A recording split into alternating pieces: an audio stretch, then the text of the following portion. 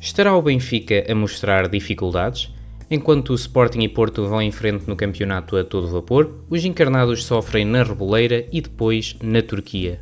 Está reunido o triângulo ofensivo, hoje com menos um elemento. Eu sou o vosso moderador e representante benfiquista, como sempre, André Duarte, e para discutir tudo isto e muito mais tenho comigo o nosso sportinguista da casa, Igor Mota. Uma boa noite a todos.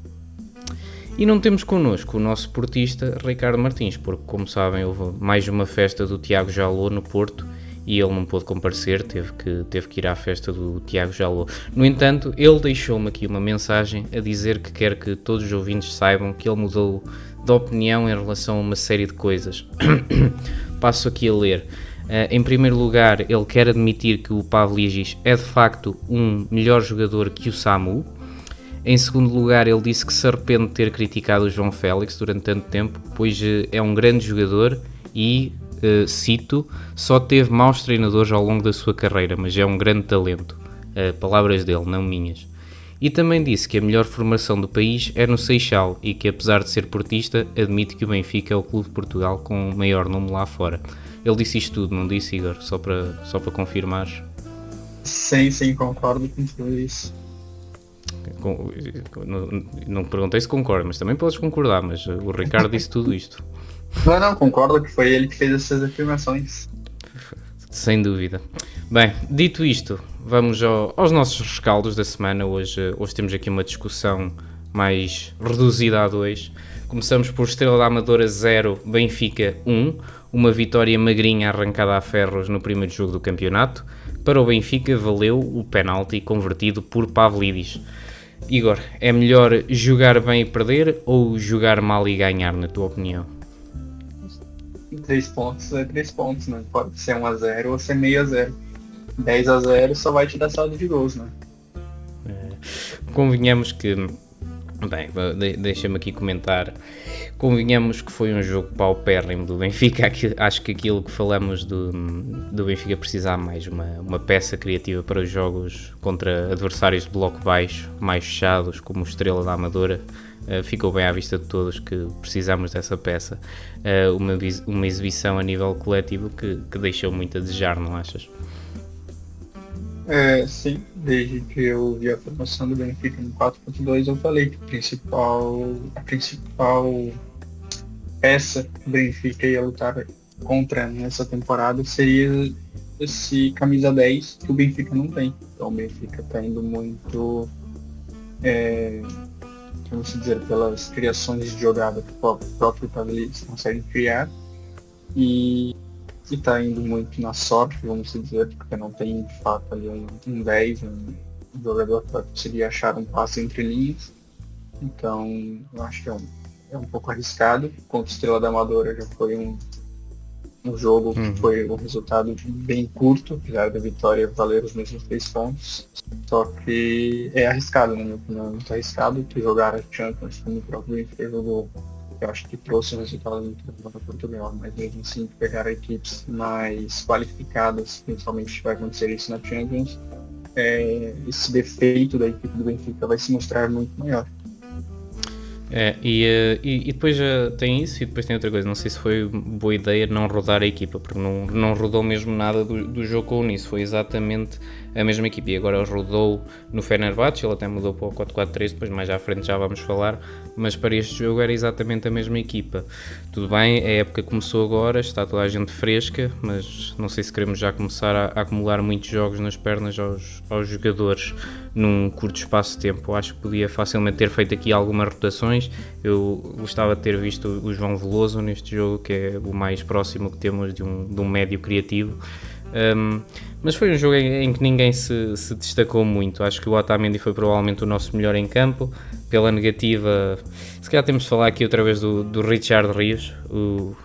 Os livros do Rios estão a começar a lembrar-me dos livros do Ronaldo na seleção. Muita antecipação e metade das vezes não chega nem sequer à baliza. O que é que fizeste a exibição dele? Já lhe chamam nomes, já inventaram uma alcunha, Richard Rios. Richard Roto, já ouvi muitos epitetos. O que é que estás a achar do Rios? Mais uma semana, peço mais uma vez o comentário sobre a evolução do Rios. Sim, não, eu acho que porque ele foi contratado, na minha opinião, é fazer esse 8 que busca a bola, faz a distribuição para frente, não ele sendo o principal jogador que arma a equipe. Acho que ele tem feito muito bem. Eu acho que ele é um jogador que marca muito bem, sempre é muito bem fisicamente durante toda a partida. Então acho que porque ele foi contratado, ele está entregando. Agora eu mesmo já vi comentários essa semana, principalmente em relação àquela comparação que tu mesmo falou, que é comparar ele com o Koksu. Eu acho que não faz sentido nenhum. Não são jogadores na mesma posição e são jogadores com características totalmente diferentes. Então assim, acho que porque ele foi contratado, ele está fazendo muito bem. Não querendo talvez não seja o melhor possível, talvez não é muito bem. Mas acho que ele está fazendo o que se esperava, minimamente.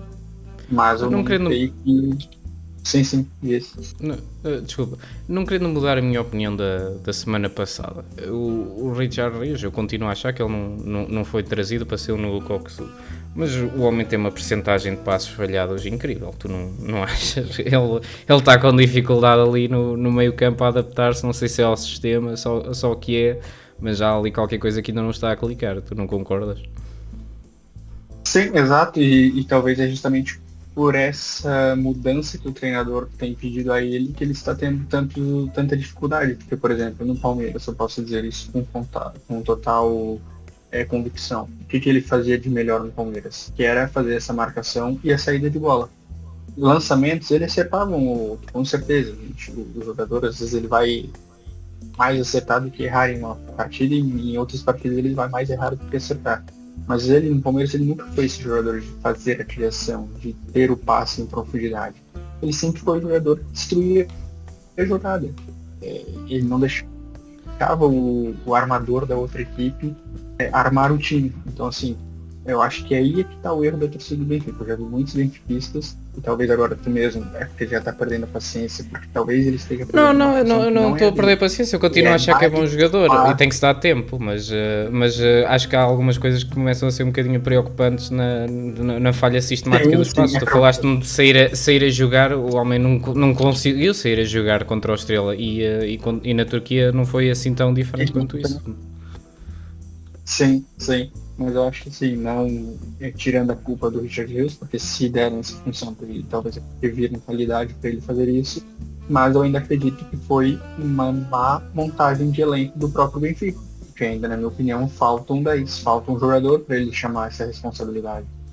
Então, assim, não tirando os erros que o Richard Rios vem cometendo, e que sim, são muitos, principalmente em funções de passes longos ou lançamentos, que ele tem uma porcentagem bizarra de ruim, e isso sem dúvida vai tirando a paciência da torcida, e talvez isso possa ir queimando ele mesmo, porque talvez se ele fosse jogar na função dele, que é destruir jogadas, ou não deixar a outra equipe armar jogadas, eu acho que ele seria muito bem-vindo para o torcedor do Benfica. Agora, nessa função de sair jogando e armar, não sei se é muito a dele. Fatores extras de jogo com o Richard Rios. Não sei se viste, apareceu uma notícia na semana passada, antes do jogo com o Estrela, que ele tinha estado num festival de... já não me lembro qual é que era exatamente, mas era uma daquelas festas. Tinha ido entregar uma camisola ao cantor. Achas que há falta de recato aqui, um bocadinho falta de sensibilidade ao seu momento de carreira? O que é que tu achas? O nosso menino, por falar em meninos que andam nas festas, o nosso menino Rios anda nas festas. É bom ou mau? Não, eu acho que sim. Eu vi essa notícia, mas eu vi que a própria diretoria do Benfica deu respaldo para ele ir.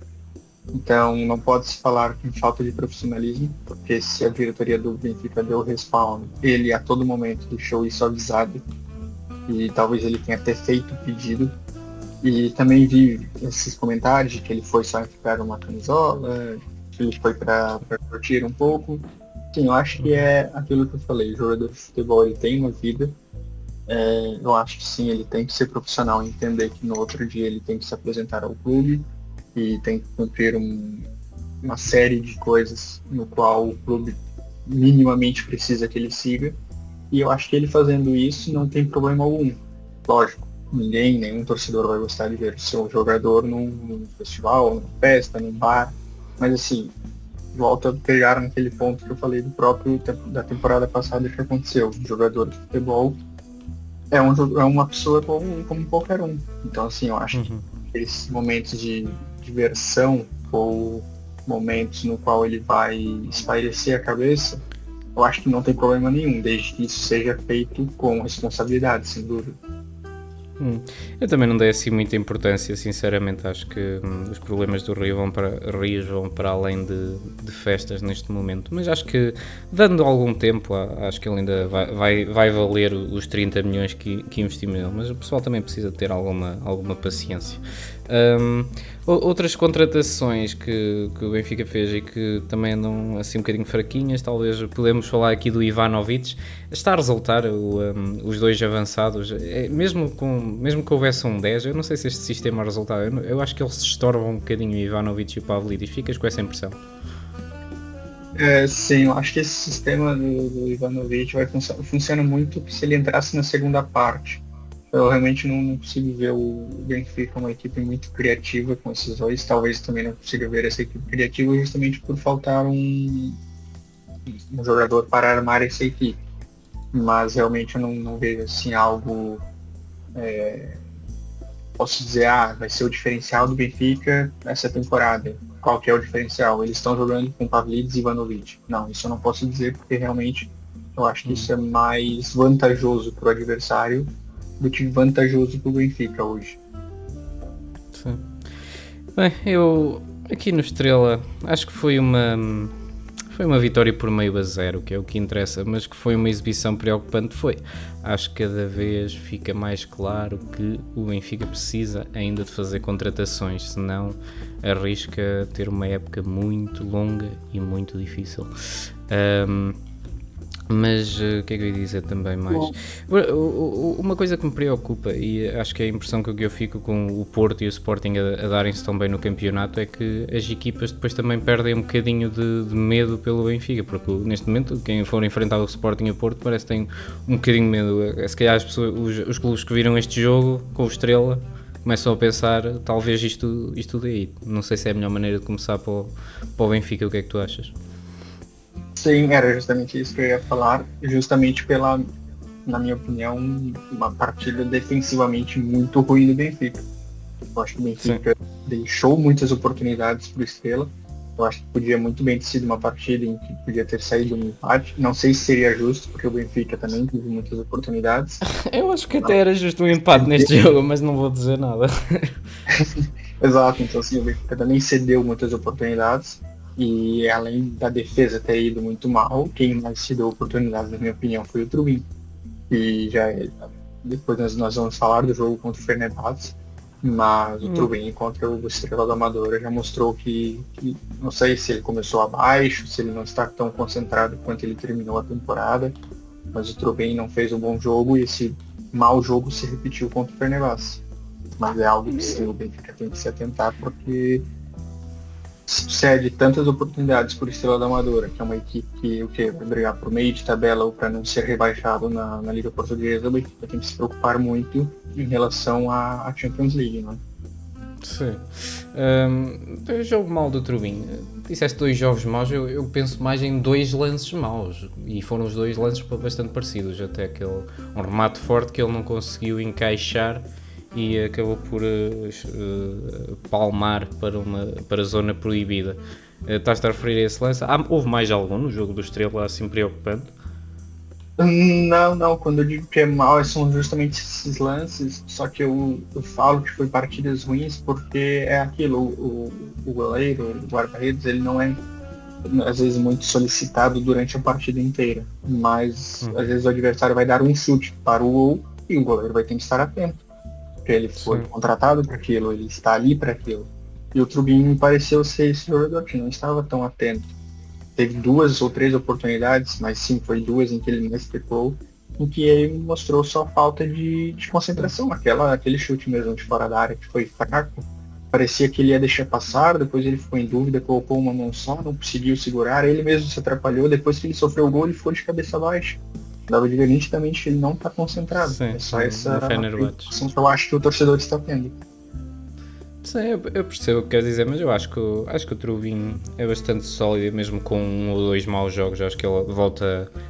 Acho que o mental dele é bastante estável e ele vai voltar às suas melhores exibições. Espero eu. Não sei se começou muito bem a época, realmente teve aqui 2 lances que não ficaram muito bem na fotografia, mas acho que com alguma paciência ele volta ao seu melhor nível. Só para, antes de irmos em frente para o jogo do Sporting, acho que isto foi uma arbitragem horrível do Hélder Carvalho. Ao mínimo empurrão ou disputa era falta. Quem só viu o resumo ainda há de pensar que o penalti foi inventado a favor do Benfica, mas na verdade acho que foi bastante consistente com o critério do árbitro ao longo do jogo. Tudo o que era toque ele assinalava a infração, por isso, como de costume, no campeonato português não é tendencioso, é só mau. Não sei se concordas com isso. O que é que achaste da arbitragem neste jogo? Sim, eu acho que se o Ricardo tivesse aqui, ele ia levantar essa pauta um pouco mais veementemente, mas concordo que o pênalti não é um pênalti no qual... Eu também não o marcava, mas é consistente com o critério.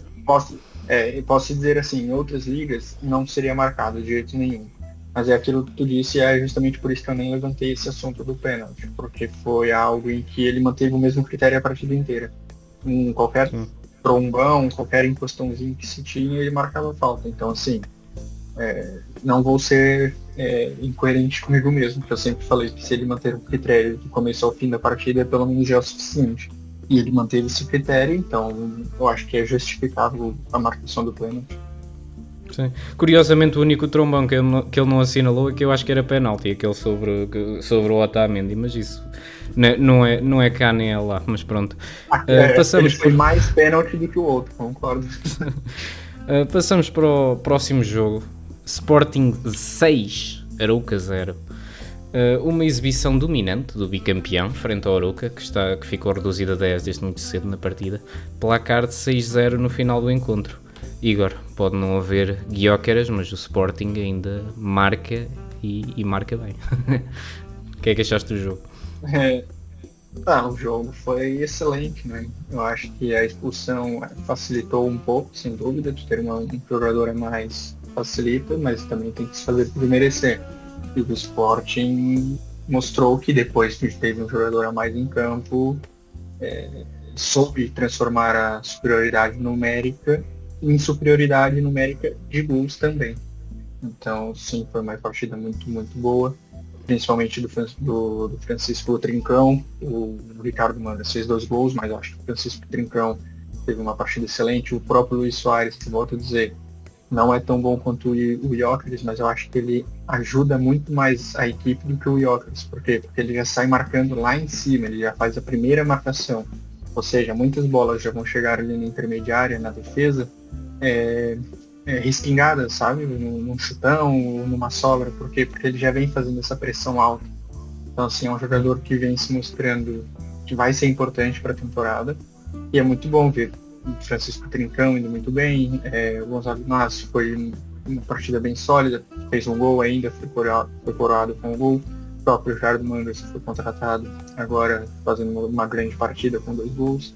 Só acho que o único assim abaixo, mesmo na minha opinião, talvez tenha sido o Geni Catamo, mas não é algo que ficou muito abaixo do resto da equipe, realmente, porque a equipe foi muito bem e ele manteve um equilíbrio, vamos dizer assim. Mas é uma partida que, sem dúvida, brilha os olhos. Achas que o Giovanni Kenda devia ter mais tempo de jogo?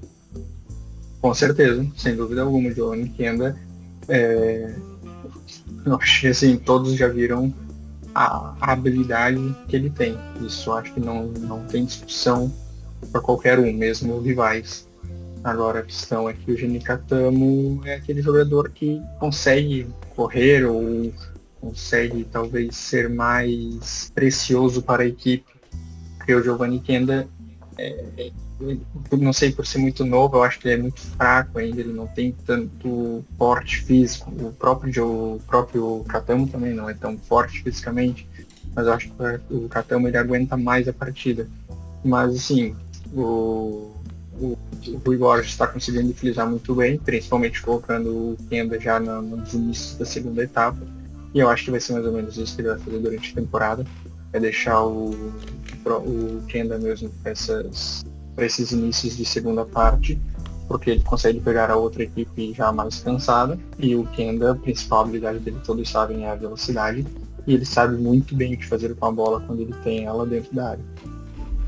Olha, Igor, eu estou aqui a escolher uma caneta para ti e estou a ver qual delas é que escreve aqui no meu porta-lápis, que tem pá, umas 50 canetas antigas.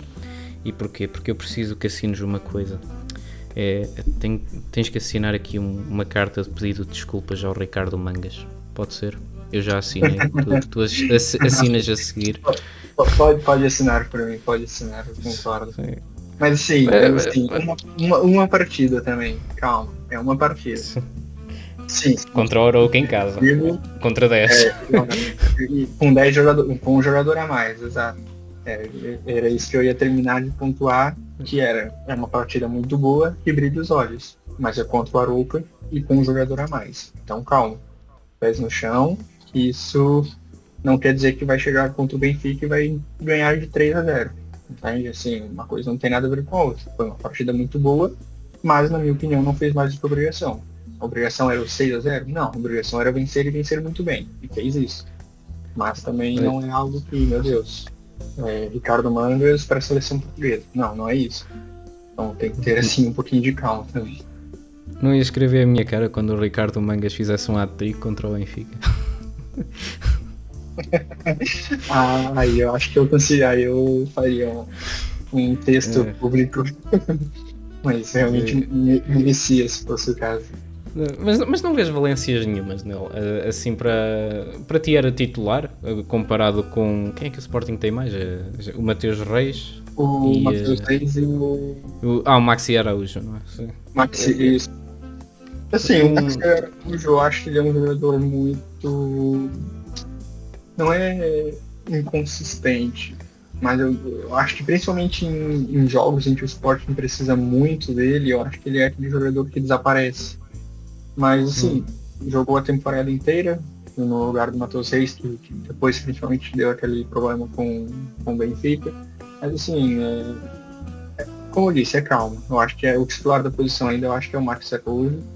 Eu acho que entre ele e o Ricardo Mangas vão ficar nessa briga de por posição, que o Matheus Reis eu acho que vai ser negociado ou vai ficar para terceiro reserva. Mas eu acho que ainda o Marcos Araújo sai um pouco à frente, porque já veio de uma temporada constante, pelo menos, no esporte. Achas que o Sporting é a equipa que melhor está a jogar futebol neste momento em Portugal? Com base nestes 2 jogos no campeonato, que não é muito. Mas, sim, apesar do título perdido, sim, concordo, acho que é a melhor equipe.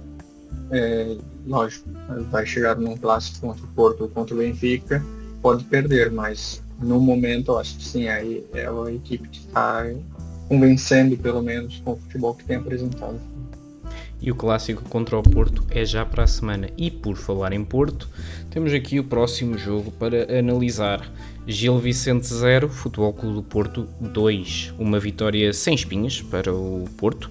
A primeira em Barcelos nos últimos 3 anos. Froholt e PP deram a vitória aos azuis e brancos. Igor, confirma-se que o Porto está mesmo a começar bem o ano, não é? Com certeza. Esse meio do campo do Porto foi um meio campo que encaixou muito bem. Acho que, sem dúvida alguma, a defesa também com todas as peças foi alterada, só o Diogo Costa que se manteve. Sem dúvida era um ponto muito crucial que iria diferenciar muito de uma temporada para outra. Mas o meio campo que o Porto tem esse ano nem se compara com o que o Porto tinha na temporada passada. O Gabriel Veiga e o Froholt são realmente jogadores de muita qualidade. O ano passado andava o Ala Varela, Fábio Vieira e Stefano Eustáquio, não era? Era mais... Depois quando veio e depois quando veio o Martin Anselmo e começaram a jogar só com o Alan Varela e o Fábio Vieira. Acho que foi uma melhoria, pelo menos. Uma grande melhoria. Acho que se falasse o torcedor do Porto que ia acontecer isso, nem o torcedor acreditaria. Tens comentários sobre a evolução do PP nestes últimos tempos? Eu normalmente pergunto ao Ricardo, ele, pronto, fala-me maravilhas do PP. Eu confesso que não estava nada à espera de que ele virasse a senda em que estava na época passada e se tornasse um dos melhores jogadores do Porto neste momento. Assim, a temporada passada provou que um mau ambiente faz um jogador ruim faz um jogador bom ou médio ser um jogador ruim.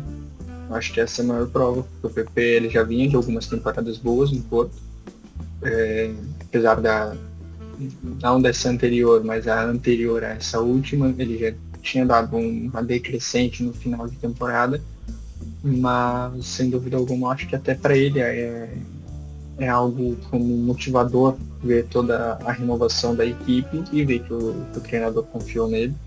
Então acho que é mais ou menos por aí. Uhum. Desta vez o Rodrigo Mora já entrou. Tens reflexões quanto a ele?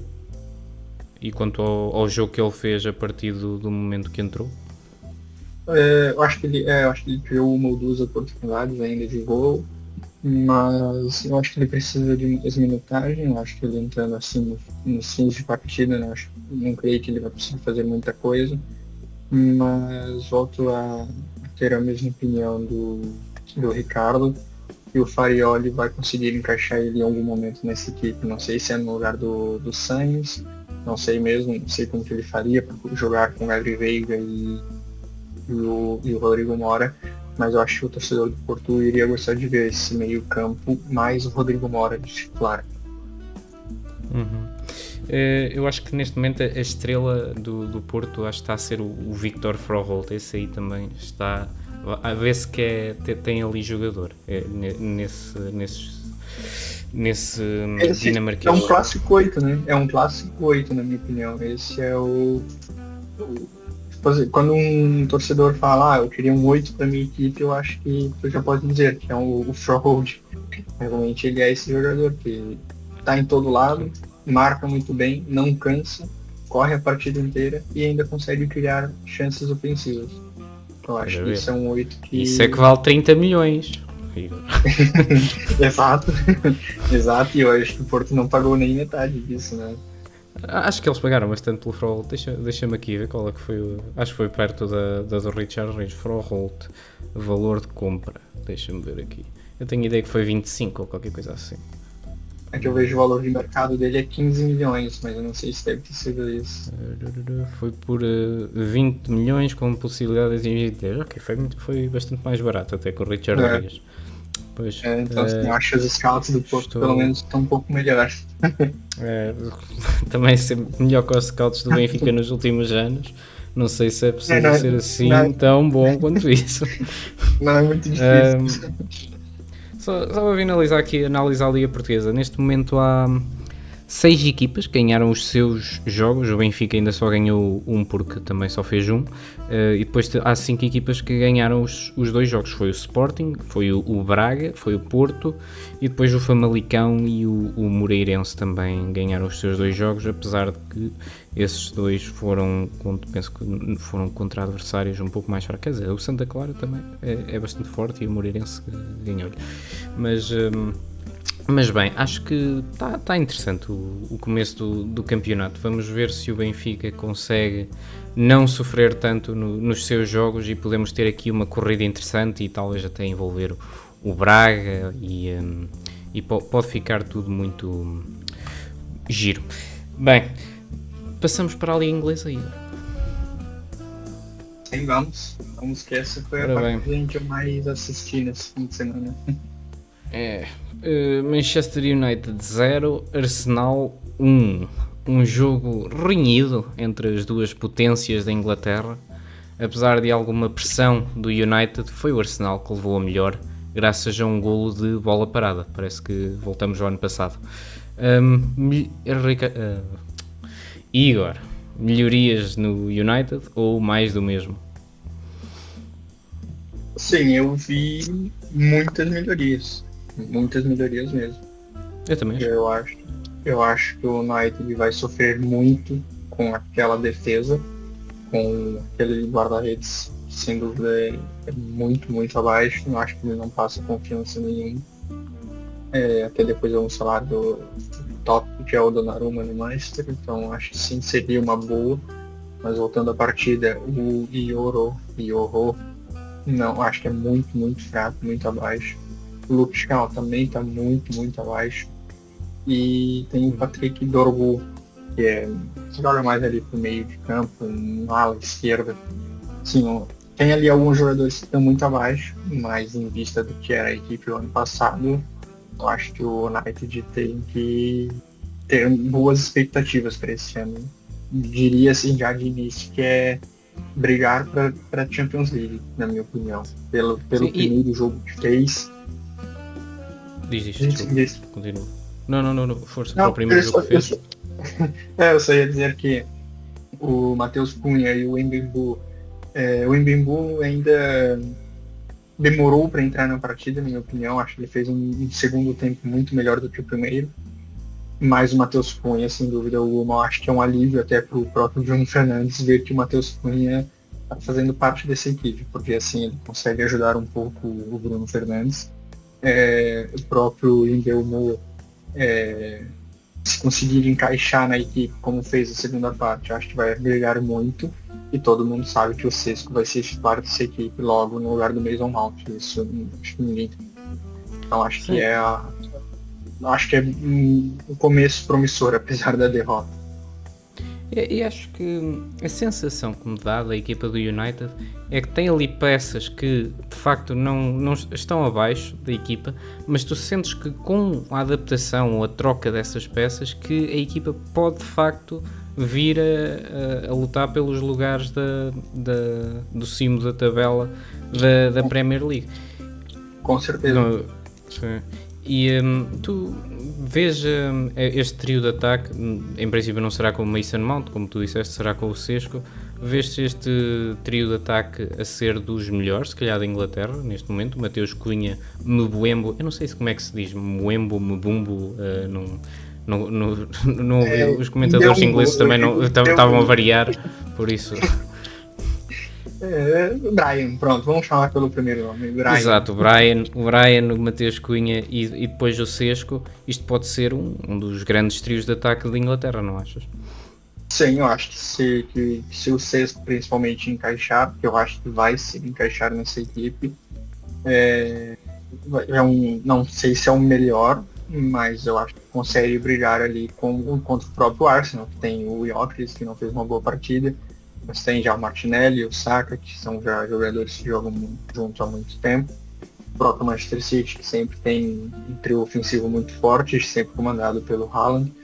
Então, sim, eu acho que, sem dúvida nenhuma, colocando o Sesco no lugar do Mount, colocando o Diallo no lugar do Dalot, ou trocando o Dalot para a esquerda e puxando o Diallo para o lugar do Dorgu, eu acho que já é uma equipe totalmente diferente. E sim, colocando um Donnarumma, por exemplo, no gol, eu acho que a própria defesa já fica melhor. Eu acho que só não precisa nem trocar o Luke Shaw aí. É só colocar o Donnarumma, que eu acho que a defesa já melhora automaticamente. Mas eu acho que ia ser uma peça transformadora.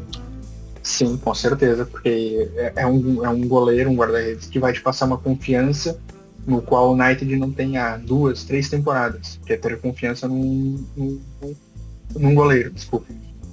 Então, eu acho que assim, em vista do que foi as últimas 5, 3 temporadas, eu acho que esse realmente é o momento mais esperado pelo torcedor do United. Lógico, talvez as pessoas vão olhar, mas o United perdeu. Sim, perdeu. Mas eu acho que um empate caberia muito bem nessa partida. Isso se não fosse uma vitória do United. Porque, na minha opinião, o melhor da partida foi o Raya, que é o goleiro do Arsenal. Achas que o Casemiro está nos planos do Ruben Amorim? Assim, eu acho que ele ficaria entre Casemiro e o Ugarte, né? E o Ugarte ele entrou e não fez uma boa partida. Então eu acho que pro que ele tem, seria assim, Bruno Fernandes e Casemiro, o 5 e o 10, Casemiro o 5 e o 10 não, o 5 e o 8. E eu acho que ele montaria um esquema, mas tentando assim de cabeça, seria o Casemiro, o Bruno Fernandes e o Matheus Cunha. e talvez o Matheus Cunha como 10 no caso, e daí pelo lado esquerdo o Diallo, que é um jogador muito bom, de 9 o Sesco, e pela direita o Brian Mbemo.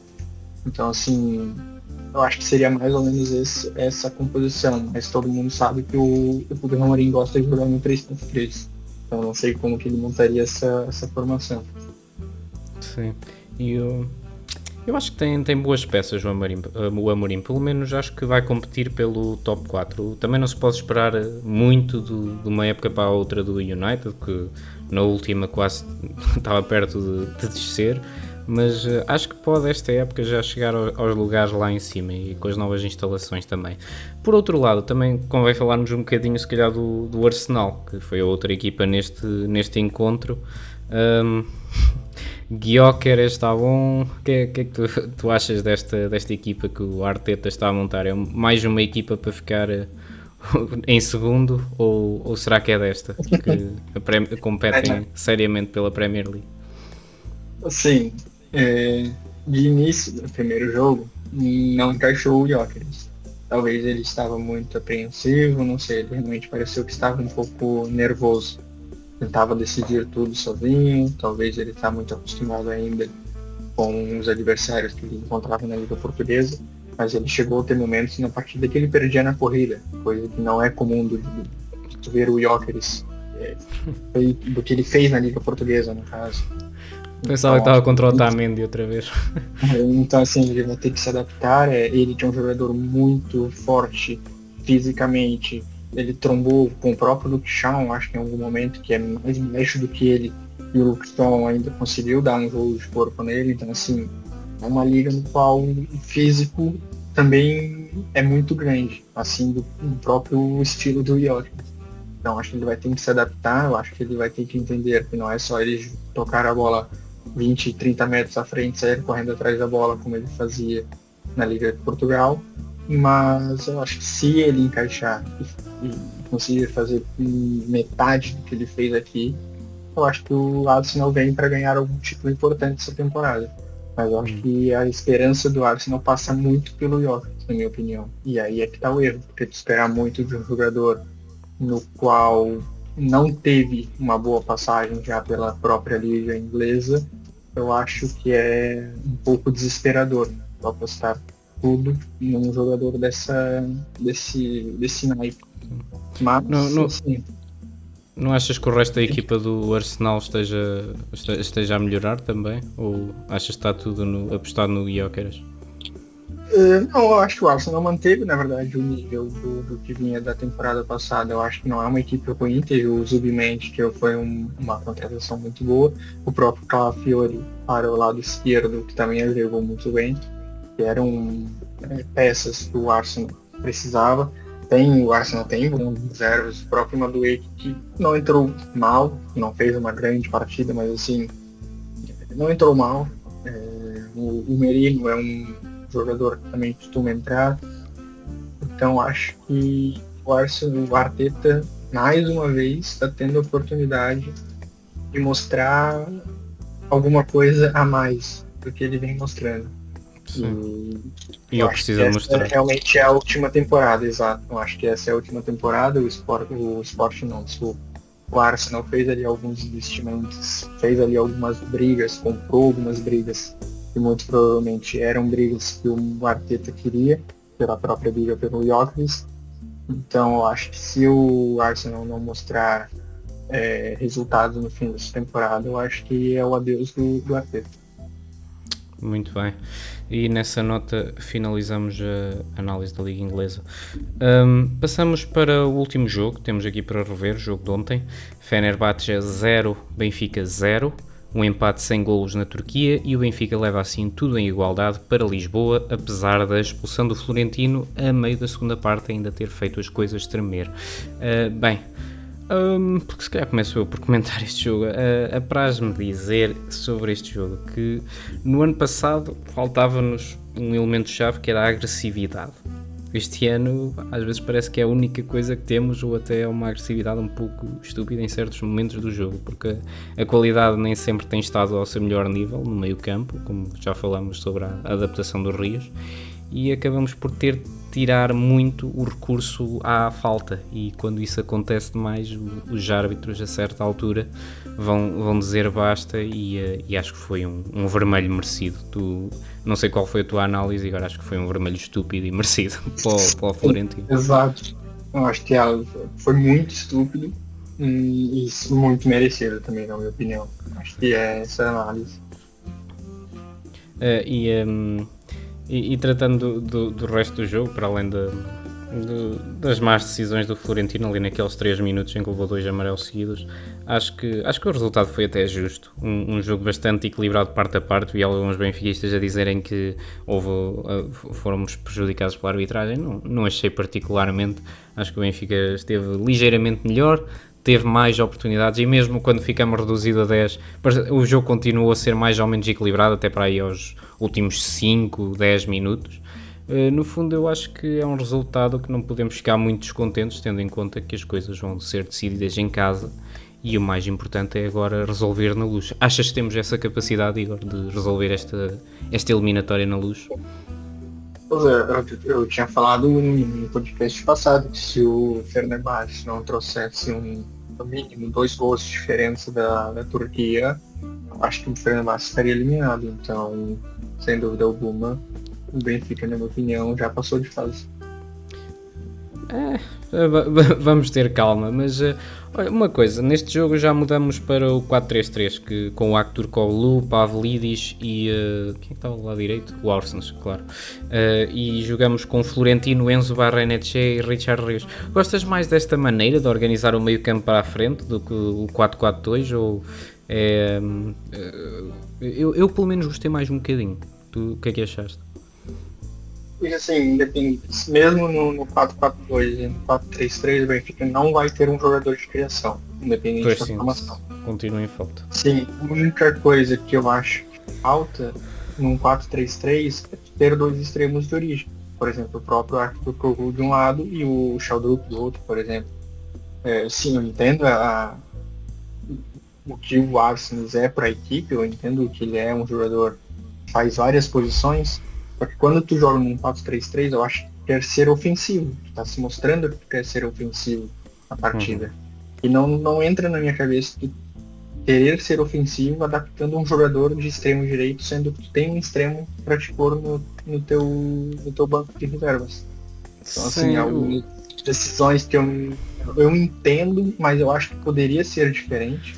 Eu acho que se o Benfica tivesse iniciado de uma maneira diferente essa partida, poderia ter vindo já com a vitória, mas assim, eu acho que vamos voltar a falar, a falta de um jogador de criação vai ser uma coisa complicada para o Benfica, independente da formação que o Benfica for jogar. Sim, eu acho que a questão do extremo direito e a questão da adaptação do Orsnes ao extremo direito, acho que vem muito do condicionamento do Dedić, porque o Dedić é um jogador que vai atacar e vai estar para lá do meio campo adversário quase metade do jogo ou mais de metade do jogo, e isso implica ter um extremo que saiba correr para trás, saiba defender, e ainda por cima o Dedić vai ocupar espaços por dentro, e muitas vezes o Orsnes vai ficar na ala, que é onde ele gosta mais se calhar de jogar, e até é um bastante bom lateral direito. Agora, eu não sei se isto vai resultar. Eu não gosto de condicionar o Orsnes a uma posição onde ele não costuma jogar, mas a verdade é que é essa a tática do Bruno Lage para pôr o Dedić, que é um jogador que todos os benfiquistas têm elogiado muito. Eu, sinceramente, acho que merece até mais críticas que o Richard Rios, e já o disse aqui, mas não sei se tem a ver com isso. Mas é como tu dizes, o 4-3-3 ou 4-4-2 vamos continuar a ter o mesmo problema, que é o meio campo continua sem criatividade, quer dizer, que é Enzo Barrenetxea, Richard Rios e Florentino, nenhum deles é propriamente um maestro, não é? Exato, eu acho que assim, para correr para trás e para defender, eu acho que é um meio campo muito forte. Realmente acho que o Benfica talvez tenha uma das temporadas com menos gols sofridos, mesmo já falando agora no início, porque é um meio de campo muito forte defensivamente. Mas a equipe precisa criar para ganhar a partida, não é toda a vida que o Benfica vai ter um pênalti ou que o Pavlidis vai estar inspirado. Então, assim, tu depender de escanteios para o Otamendi fazer um gol, são coisas que não pode, tu não pode jogar nessa loteria. Porque, vamos lá, se fosse uma equipe um pouco mais qualificada, o Florentino foi expulso. Aí a formação do Fenerbahçe, eu acho que foi um 3-5-2, alguma coisa do gênero, né? Foi algo bem diferente do defensivo, que mas acho que era um 3-5-2, alguma coisa assim. Sim. Mas se o treinador fosse corajoso, ele tirava os dois cabeças de área, os dois volantes, o 5 e o 8, e colocava dois atacantes. Porque assim, porque o Benfica realmente não pegou uma equipe qualificada. Porque tu já não tem um poder ofensivo no qual tu deixa teu adversário com medo. E tu ainda perde um jogador teu muito importante, que marca muito. São problemas que o Benfica não pode ter para a temporada. Já tem o problema de não ter a criação. E ainda ter essa infantilidade de 3, 5 minutos que passou pela cabeça do Florentino, são coisas em que contra o Fenerbahçe pode não ser o fim da jornada do Benfica na Champions. Mas se tu pegar isso numas oitavas de finais contra uma equipe mais qualificada, 5 minutos é o suficiente para te fazer um erro e ser eliminado. Mais uns sinais pouco animadores para o Benfica. Se calhar adiantamos já aqui a novela tópico Aktürkoğlu, que eu até achei que fez um jogo bastante competente contra o Fenerbahçe. Toda a gente diz que ele vai sair, e também teve aquela questão no jogo com o Estrela da Amadora que o Bruno Lage parecia estar a dizer-lhe obrigado por tudo e não sei o quê. Parece que está a ser encaminhado para o Fenerbahçe mesmo. Tu achas que, tendo em conta todas as notícias e o facto que ele, apesar disso, continua a estar no elenco inicial, o que é que tu apostas? Já que Aktürkoğlu está de saída ou permanece até ao mercado de inverno, pelo menos? Sim, eu acho que ele permanece. Eu acho que se fosse para ter saído, muito provavelmente, lógico, ele tendo essa possibilidade ainda nessa partida, talvez ele usaria o Aktürkoğlu. Mas eu acho que ele continua até o mercado de inverno. E ainda puxando esse gancho do próprio Aktürkoğlu, eu não entendo o porquê que é o mesmo 4-4-2 que ele joga de 3 dias, de uma semana para outra, vamos dizer, de um jogo para outro. Foi contra o Estrela e depois contra o Fenerbahçe. Ele foi 4-3-3 no caso. Mas na minha cabeça isso não entra o fato de, tipo assim, o Arsenal já foi improvisado em tantas posições. Por que tu não tenta improvisar o Arsenal pelo menos de 10, então? Tu coloca um Sheldrup para jogar de extremo. Eu acho que uma equipe que não tem um 10 de origem, não tem um jogador de criação, pelo menos ter dois extremos que criam ali oportunidades pelas extremidades, obviamente, eu acho que é uma equipe mais criativa do que tu jogar sem um clássico 10. Mas não sei, tem algumas coisas, o próprio Aktürkoğlu, que muitas vezes vem sendo reserva e o Pois é, aquelas coisas estranhas que me metem sempre impressão. Outra vez, um jogador que parece que está a sair e que de repente aparece a titular num jogo em que não estamos nada à espera. É daquelas coisas. Estão aqui a tentar mostrá-lo ao Fenerbahçe para ver se aumentam o preço. Eu fico sempre na dúvida agora com estas coisas, desde aquele áudio do Bruno Lage em que estava a andar. O Aktürkoğlu está de saída, ok. E por que o Sheldrup não foi titular, sendo que o Sheldrup vem sendo titular em algumas partidas? Então, assim, são coisas que realmente não dá para entender. O Sheldrup vem tendo boas partidas e não teve a chance de ser titular. O Aktürkoğlu, que está de saída, que é o que estão dizendo, teve a chance de ser titular. São coisas que realmente não fazem sentido. Sim. Eu percebo que ele não sai antes do jogo com o Fenerbahçe, porque é estranho ele agora sair e depois jogarmos contra ele a meio da eliminatória. Mas pô-lo a titular é uma coisa que a mim ultrapassa-me. Não sei o que é que se passa, se calhar é mesmo para ele ficar. Eu até gosto do jogador, acho que ele pode ser uma peça útil do plantel, acho que até pode ser titular se apanhar em boa forma como teve no ano passado, mas é difícil de entender estas decisões. Bem, passamos já rapidamente aqui às notícias extra que temos aqui para falar. Donnarumma para o Manchester United. Já falamos que é bom para o Manchester United, mas será que é bom para o Donnarumma? Sim, é um grande desafio para ele, né? Eu acho que desafio eu acho que é o maior da carreira dele, na verdade, mas ok.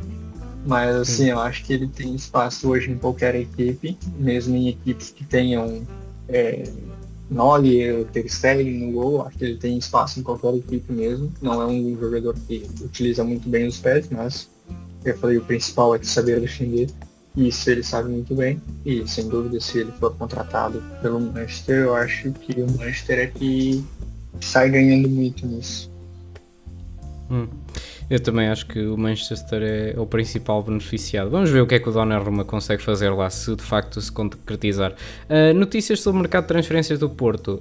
Estão a olhar para um Kivior. Não sei se ouviste alguma coisa sobre isto. Eu não conheço este jogador, nem sei exatamente em que posição é que ele joga. Tem já alguma ideia sobre o Kivior? É Kivi mais Or no fim. Eu já ouvi falar desse jogador, mas eu não sei de que equipe que ele é. Eu acho que ele é de alguma equipe inglesa, não é?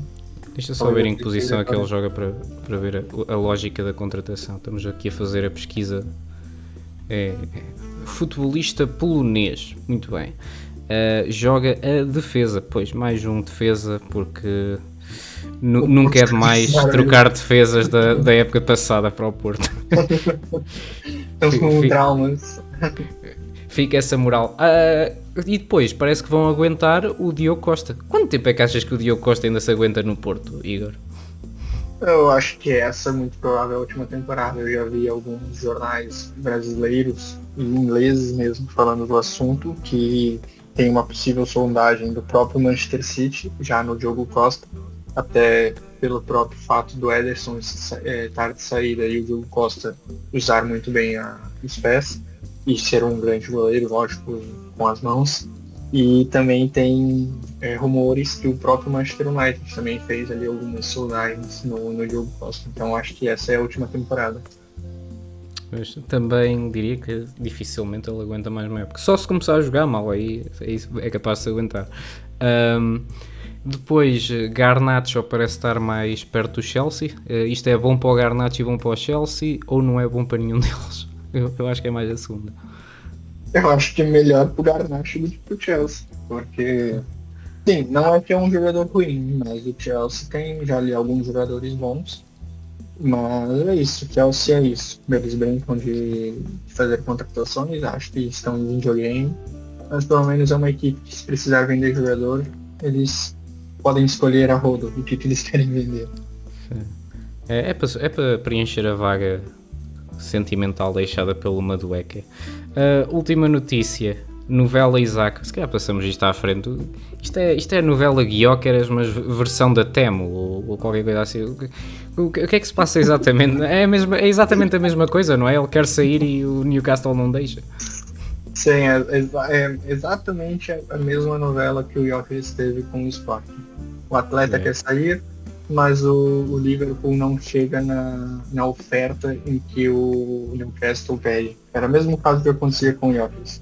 O Gyökeres queria sair, mas o Arsenal não oferecia o que o Sporting queria. Então, eu acho que bem no fim eles vão conseguir baixar um pouco e o Isaac que vai sair feliz porque ele vai jogar pelo Liverpool essa temporada. Bem no fim o agente vai ter que prescindir da sua comissão. Bem, vamos para as apostas, Igor. Finalizar em grande o podcast. Hoje não temos cá o Ricardo para inventar nas apostas. Vamos aqui, ora, começando. Nacional Sporting, Igor. Já agora deixa-me ler a pontuação, não nos vamos adiantar. O Ricardo está à frente com 26, tu estás com 22, eu estou com uns míseros 21 em terceiro lugar. O que é que tu achas? Vamos começar aqui por Nacional Sporting. Qual é a tua aposta? Tu que estás à minha frente neste momento. Nacional e Sporting, vamos de 3-1 para o Sporting. 1-3 para o Sporting. Luís Soares. Luís Soares. Também tinha esse marcador, mas eu tinha um resultado diferente. Olha, tenho 0-4 e já que tu apostaste Luís Soares, eu vou apostar Trincão. E pensa já na tua aposta para o jogo entre Benfica e Tondela. Isto aqui eu acho. Tondela, eu acho que esse jogo o Benfica é muito provável lá com jogadores, não digo totalmente reservas, mas algumas peças da equipe reserva. Menos é o que eu penso. Sim. Então, eu acho que por ser reserva, o Ivanovic, que já foi poupado nessa primeira parte, vai jogar. Então, gol de Ivanovic e 2-0 para o Benfica. Ora, 0-2 para o Benfica com um golo de Ivanovic. Bem, eu concordo contigo. Acho que isto vai ser um jogo de tirar alguma felicidade, pelo menos tirar alguma. Eu estou a dizer isto com vai estar empatado até aos 70 minutos, só para. Bem, eu acho que vai terminar 3-0 e vou também apostar no. Eu queria apostar no Ivanovic, mas tu já o levaste, então olha, aposto no. O Bruno vai ser estelar. Não, Prestiani vai marcar neste jogo para calar os haters. Bem, diz-me então a tua aposta para Futebol Clube do Porto, Casa Pia.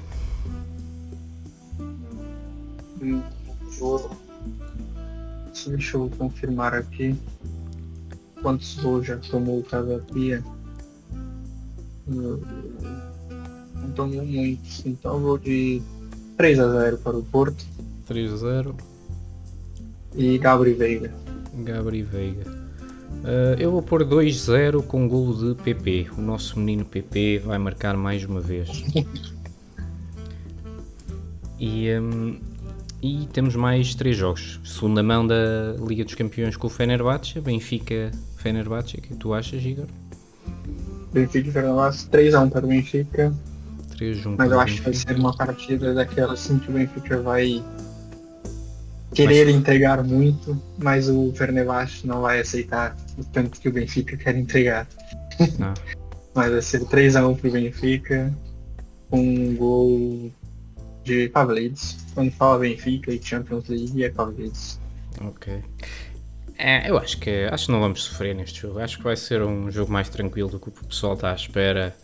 Benfica 2-0 com um gol. Também ia pôr Pavlidis, tu de facto tens razão nesse aspecto. Olha, eu vou pôr Pavlidis na mesma também. Não é por aí.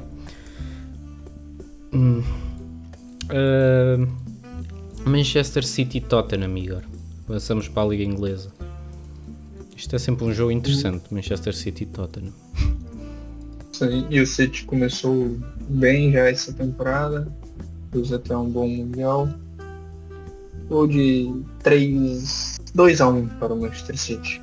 2-1 para o City, gol de Phil Foden. Muito bem. Eu acho que o Tottenham também está a começar bem a temporada. Então vamos pôr assim 2-2 com um gol de Richarlison. Uma aposta arrojada, audaz, diriam alguns.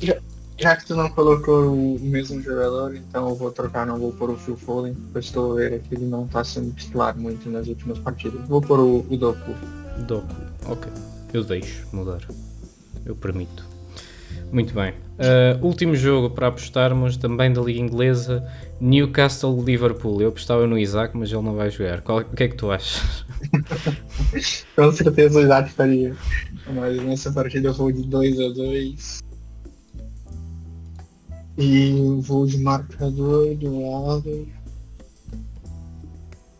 Que agora sem o Isaac não tem nenhum marcador do lado do Newcastle. Vamos pro Liverpool. Vamos de Florian Wirtz. Que já tinha feito uma boa partida. Também tinha aqui Wirtz. Bem, eu vou pôr 0-1 para o Liverpool. 0-1. E vou apostar num golo difícil apostar neste golo. Vamos pôr o Gakpo. É a minha aposta. E bem, depois das apostas do Ricardo, depois da festa ele diz-nos, não é verdade, Igor? Depois de vier da noitada, ele disse para nós. Exato.